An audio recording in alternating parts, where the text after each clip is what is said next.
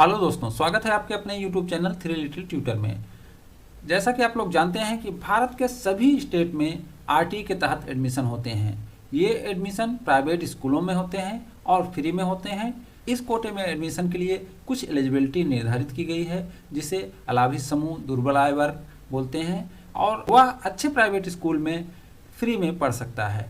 तो ये वीडियो उसी से संबंध में है। तो ये झारखंड के लिए वीडियो बना रहा हूँ। झारखंड में भी फॉर्म भरे जा रहे हैं, वहाँ डिस्ट्रिक्ट लेवल से फॉर्म भरे जाते हैं। तो हम एक डिस्ट्रिक्ट का फॉर्म भर के दिखाएंगे, आप बाकी डिस्ट्रिक्ट में भी वैसे भर सकते हैं। इस बार फॉर्म ऑनलाइन भरना मैंडेटरी हो गया है, तो सभी को ऑनलाइन भर के तब जमा करना है। तो चलिए हम एक डिस्ट्रिक्ट का फॉर्म भर के आपको दिखाते हैं कि आपको फॉर्म कैसे भरना है, कहाँ जमा करना है, क्या क्या डॉक्यूमेंट लगाना है, ये सब चीज़ें इसमें बताते हैं। तो चलिए वीडियो स्टार्ट करते हैं और आपको फॉर्म भर के दिखाते हैं।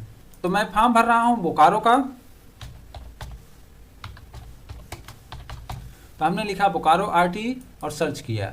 जब हम सर्च करेंगे तो हमारे पास बोकारो आरटी की वेबसाइट आ जाएगी। जो पहली वेबसाइट आ रही है, इसी पे अपने को क्लिक करना है।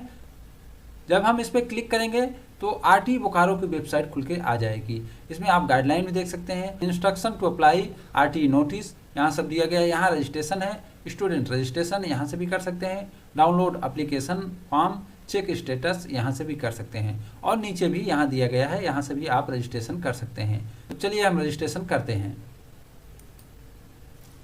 जैसे ही हम रजिस्ट्रेशन पर क्लिक करेंगे तो ये आपको जो नई नोटिस आई है यहाँ मिल जाएंगी। आप इसे क्लिक करके पढ़ के अच्छे से समझ कर फॉर्म भर सकते हैं, और अगर आप पढ़ लिए हैं तो इसे प्रोसीड कर देंगे। प्रोसीड करेंगे तो फॉर्म खुलकर सामने आ जाएगा। इसमें आपको फॉर्म भरना है। तो सबसे पहले क्लास चूज करना है। तो आपका बच्चा जिस उम्र में है उसके हिसाब से आप क्लास चूज कर सकते हैं। यहाँ देखिए, यहाँ बताया गया है कि किस उम्र का बच्चा किस क्लास के लिए एलिजिबल होगा। तो इसको देखकर भी आप यहाँ क्लास चूज कर सकते हैं। तो मैं अपने बच्चे के हिसाब से यहाँ क्लास चूज कर लेता हूँ। तो मेरा बच्चा प्री नर्सरी के लिए एलिजिबल है, तो मैंने प्री नर्सरी का चुन लिया हूँ। अब उसका नाम चुनते हैं, फिर उसका मिडिल नेम चुनते हैं, फिर उसका लास्ट नेम चुनेंगे, फिर बच्चे का डेट ऑफ बर्थ चुनेंगे। जैसे ही हम डेट ऑफ बर्थ चुनेंगे तो उसके हिसाब से यहाँ देखिए बता दे रहा है कि हम एलिजिबल हैं, क्योंकि 4 साल 61 डेज हो रहा है। और अगर इसमें मैं कोई दूसरा डालूंगा तो देखिए इसमें बोलेगा कि आप एलिजिबल नहीं हो, उसे भी मैं दिखा देता हूँ। देखिए अभी भी एलिजिबल है 21 लिखने से, लेकिन अगर हम 2019 लिखते हैं तो देखिए सभी लाल हो गया, यानी हम किसी क्लास के लिए एलिजिबल नहीं हैं। तो जैसे ही आप यहाँ डेट ऑफ बर्थ डालेंगे वह आपको क्लास के हिसाब से बता देगा। तो मैं यहाँ ओरिजिनल डेट ऑफ बर्थ डाल देता हूँ। फिर जेंडर सेलेक्ट करना है, फिर मोबाइल नंबर डालना है, फिर कैटेगरी सेलेक्ट करना है। ये अनुसूचित जनजाति का लड़का है तो इसे अनुसूचित जनजाति का सेलेक्ट कर लिए। फिर आधार नंबर अगर आपको डालना हो तो डाल सकते हैं, और ईमेल आईडी आप डालना चाहते हैं तो डाल सकते हैं।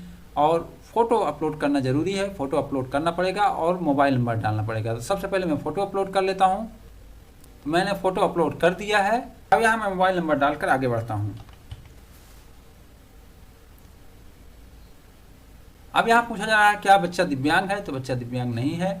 क्या बच्चा अनाथ है, तो बच्चा अनाथ भी नहीं है। क्या सिंगल माँ बाप का बच्चा है, तो नहीं, सिंगल माँ बाप का भी बच्चा नहीं है। तो इसमें हम किसी पे टिक नहीं करेंगे। अगर कोई इसमें आता है तो उसमें टिक करना पड़ेगा, उसको इस तरीके से क्लिक करना रहेगा। लेकिन यह बच्चा ना तो दिव्यांग है, ना अनाथ है, और ना सिंगल माँ बाप का है, तो इसलिए इसे क्लिक नहीं करते हैं।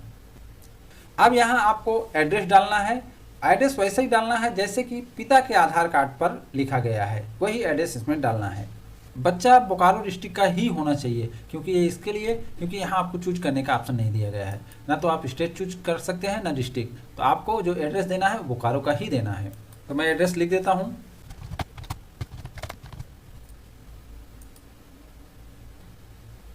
तो ये पता मैंने भर दिया है। अब यहाँ पूछ रहा है कि आपका स्थानीय पता क्या है। अब आपको बताना है कि आपका स्थानीय पता क्या है। तो इसमें एक ऑप्शन दिया है कि अगर आपका स्थानीय पता अस्थायी पते के समान है तो यहाँ क्लिक कर देंगे। यहाँ क्लिक करने से ही आपका पूरा डिटेल वही भर जाएगा। तो मैंने क्लिक कर दिया है क्योंकि सेम ही है। अब यहाँ माता पिता का डिटेल देना है, तो यहाँ माता पिता का डिटेल देते हैं। तो इसमें मैंने सारा डिटेल भर दिया है, जैसे माता का नाम, पिता का नाम, माता का आधार कार्ड, पिता का आधार कार्ड, मोबाइल नंबर, पिता का व्यवसाय, जितनी जानकारी मांगी गई थी भर दिया हूँ। गार्जियन का भी आप जानकारी भरना चाहें तो भर सकते हैं, और नहीं भरना चाहें तो छोड़ भी सकते हैं। अब आपको स्कूल चुनना है तो 3 स्कूल चुनना है और ड्रॉप डाउन लिस्ट से आप स्कूल चुन सकते हैं। तो मैं 3 स्कूल चुन लिया हूं और उनका डिस्टेंस भी चुन लिया हूं। तो आपको यहाँ स्कूल चुनना है, फिर वहाँ घर से स्कूल की दूरी चुनना है, फिर यहाँ दूसरा स्कूल चुनना है, फिर इस स्कूल से आपके घर की दूरी चुनना है, फिर आपको तीसरा स्कूल चुनना है और इस स्कूल से आपके घर की दूरी चुनना है। उसके बाद आपको नेक्स्ट कर देना है। तो मैंने नेक्स्ट किया, लेकिन आप देख सकते हैं कि बोल रहा है कि लास्ट नेम जरूरी है और जो फोटो की साइज है वह 500 KB से कम होनी चाहिए। तो इसे मैं करेक्ट करके फिर से नेक्स्ट करता हूं। तो आप देख सकते हैं कि जैसे ही हम नेक्स्ट करेंगे तो ये फॉर्म का अगला स्टेप खुल जाएगा जिसमें हमें डॉक्यूमेंट अपलोड करना है। तो चलिए डॉक्यूमेंट अपलोड करते हैं। स्टूडेंट का आधार कार्ड अपलोड करना है और फादर का आधार कार्ड अपलोड करना है, फादर का वोटर ID कार्ड अपलोड करना है, बर्थ सर्टिफिकेट अपलोड करना है, परमानेंट एड्रेस का सर्टिफिकेट अपलोड करना है, कास्ट सर्टिफिकेट अपलोड करना है, इनकम सर्टिफिकेट अपलोड करना है। तो इसमें से जो आप पे लागू होता है उतनी चीज़ को आपको अपलोड करना है। यहाँ बता रहे हैं, यहाँ ध्यान दें, यदि आप अपने दादा दादी के घर रहते हैं तो अपने पिता का आवासीय प्रमाण पत्र अपलोड करें, अथवा आप अपनी नानी नाना के घर रहते हैं तो अपनी माँ का आवासीय प्रमाण पत्र अपलोड करें। तो यहाँ क्लियर कर दे रहे हैं कि आप नानी नाना के घर रह कर पढ़ रहे हैं तो अपनी माँ का आवासीय प्रमाण पत्र अपलोड कर सकते हैं। तो चलिए सभी प्रमाण पत्र अपलोड करके मैं फाइनल सबमिट करता हूँ। इसमें जिसमें स्टार लगा है उतने आपको अपलोड करने ही करने हैं, बाकी आप छोड़ सकते हैं। तो मैं भी इसमें कुछ छोड़ दे रहा हूं, लेकिन अगर आपके पास है तो आप उसको अपलोड कर सकते हैं। तो मैंने सारी डिटेल भर दिया है, आपको भी ऐसे ही भरना है। जितने डॉक्यूमेंट आपसे मांगे जा रहे हैं वो डॉक्यूमेंट को आपको अपलोड करना है। वो कहाँ से बने हैं, उसका सर्टिफिकेट नंबर क्या है, कब बने हैं और किसने बनाया है, वो सब आपको भर के इसमें फिर फाइनल सबमिट करना है। उसके पहले आपको पढ़ना है, I hereby declare that the information given by me in the application is complete, correct and true to the best of my knowledge and believe. If any incorrect or misleading information is found at any time, my application will be immediately rejected, terminated without any notice। तो इसको आपको right click करके final submit करना है। अब जैसे final submit कर देंगे तो आपका फॉर्म सबमिट हो जाएगा। इसीलिए एक बार आप फिर से चेक करिए, पूरी जानकारी को चेक करके तब इसे फाइनल सबमिट करना है। अगर इसमें कुछ कमी होगा तो वो अपने आप फाइनल सबमिट नहीं होगा। जो जिस पे लाल निशान लगा है, जो रेड स्टार है, उसमें अगर आप कुछ नहीं भरे रहेंगे तो ये फाइनल सबमिट नहीं होगा। तो मैं पूरा भर लिया हूँ, इसलिए इसे फाइनल सबमिट कर रहा हूँ। फाइनल सबमिट होने के बाद आपके पास ये मैसेज आ जाएगा, यू आर रजिस्टर्ड सक्सेसफुली। आपने सफलतापूर्वक पंजीकरण करा लिया है। Kindly download the application receipt along with the instruction. कृपया आवेदन रसीद डाउनलोड करें। प्रिंट एप्लीकेशन रिसीप्ट, आवेदन रसीद प्रिंट करें। तो यहाँ से आप अपने आवेदन को देख सकते हैं और उसे प्रिंट कर सकते हैं। तो चलिए इसको आवेदन को देखकर प्रिंट कर लेते हैं।